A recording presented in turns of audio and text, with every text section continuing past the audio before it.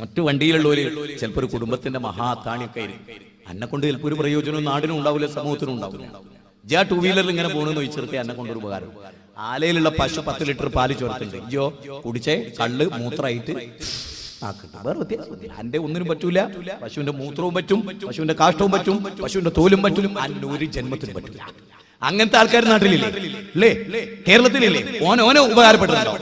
ഒന്നുമില്ല. ഓനെന്താ tight pant ഇട്ടിട്ടുണ്ട്, rough and tough. എന്നിട്ടോ ഒന്ന് ടോയ്ലറ്റിൽ പെട്ടെന്ന് പോകണമെന്ന് വിചാരിക്കാം, എന്തെങ്കിലും തിന്ന് വയറുവേദന ഒക്കെ വന്നാൽ ഇത് കഴിക്കാൻ നേരം കിട്ടുമോ? ഇത് കഴിക്കാൻ കഴിയില്ല. കാരണം എന്താ?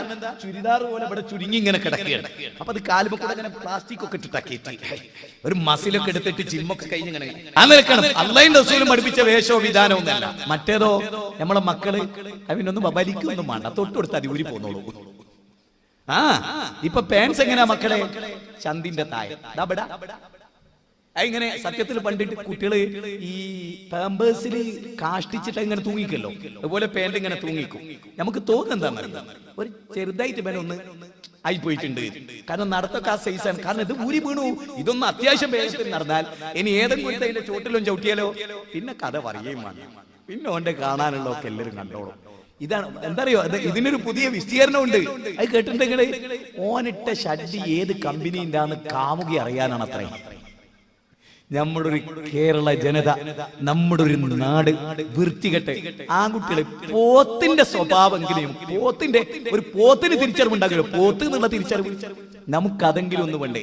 മനുഷ്യൻ എന്നുള്ള നല്ലൊരു ഡ്രസ്സ് ധരിക്കാൻ, നല്ലൊരു എന്തൊക്കെ ഇടുന്നത്. മറ്റോ ഇങ്ങനെ ഗർജിച്ചു നിൽക്കുന്ന ഫോട്ടോ ഒക്കെ ആയിരിക്കും, നിസ്കാരത്തിൽ അവൻ വെച്ചൊക്കെ കിട്ടുക.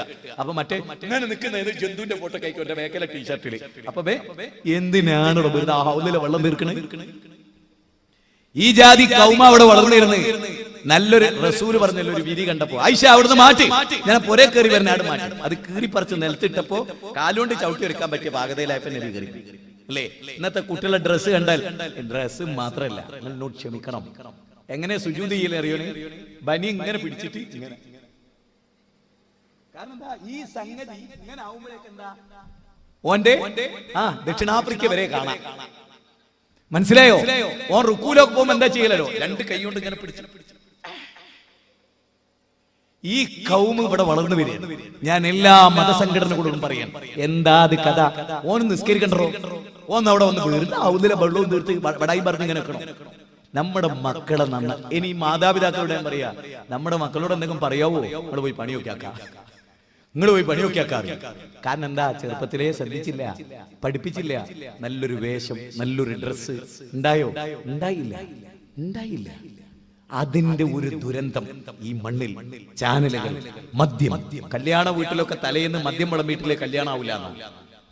തലേന്നൊന്നും ഇനി കല്യാണ വീട്ടിൽ നടക്കണതോ അത് അതിനേക്കാൾ ഡേഞ്ചറായി. സാധാരണഗതിയിൽ കോളിംഗ് ബെല്ലടിച്ചാൽ നമ്മൾ സമ്മതം കൊടുത്താലേ ഒരാൾക്ക് വീട്ടിൽ വരാൻ പാടുള്ളൂ. അല്ലെ? എളാപ്പ മുത്താപ്പ മക്കൾക്ക് വരെ, പെൺകുട്ടികളും ആൺകുട്ടികളും വരെ ഇരിക്കേണ്ടതും നടക്കേണ്ടതും ഇസ്ലാം അതിർവരമ്പുകൾ നിശ്ചയിച്ചിട്ടുണ്ട്. ഇപ്പൊ കല്യാണ ദിവസം എന്താ സാധാരണ ആളുകൾ പറയാറുണ്ട്, എന്ത് പിന്നെ കുട്ടികളല്ലേ, പൈച്ചിട്ടല്ലേ, നെയ്ച്ചോറല്ലേ, ബെയ്ച്ചോട്ടേൻ. കുട്ടികളല്ലേ, കല്യാണല്ലേ, പൈച്ചിട്ടല്ലേ, ബെയ്ച്ചോട്ടെ. അതുകൊണ്ട് കല്യാണല്ലേ, നിറങ്ങിക്കോട്ടെ, കൈമറല്ലേ. ആണും പെണ്ണും മണിയറ വരെ അന്യ പുരുഷൻ കയറി ചെല്ലുക. എന്നിട്ട് ഓളോട് കൈ ഇങ്ങനെ വെക്കാൻ, കാലിങ്ങനെ ഇങ്ങനെ നിൽക്കാൻ പറയും. അങ്ങനെ ഒരു 5-8 സ്റ്റെപ്പ്. അതിലോന് പറ്റിയ സ്റ്റെപ്പ് ഒക്കെ വേറെ കേസൊക്കെ ആക്കി ബുക്കുണ്ട് വിപണിയിൽ. ദുബായിൽ എത്തുന്നുണ്ട്.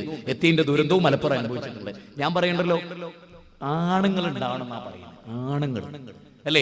ഇനി ഒരു ചെറുക്കന്റെ കൂടെ കല്യാണത്തിന് വരലോ, JCBന്റെ കൊമ്പിൽ മറ്റോനെ കയറ്റി നിർത്തിയിട്ട് ചെണ്ടൊക്കെ മുട്ടിട്ടാ എന്താ കുഞ്ഞാക്കാ? ഒന്നുമില്ല, ചെറുക്കൻ വരികയാണ്, നാണക്കേട്.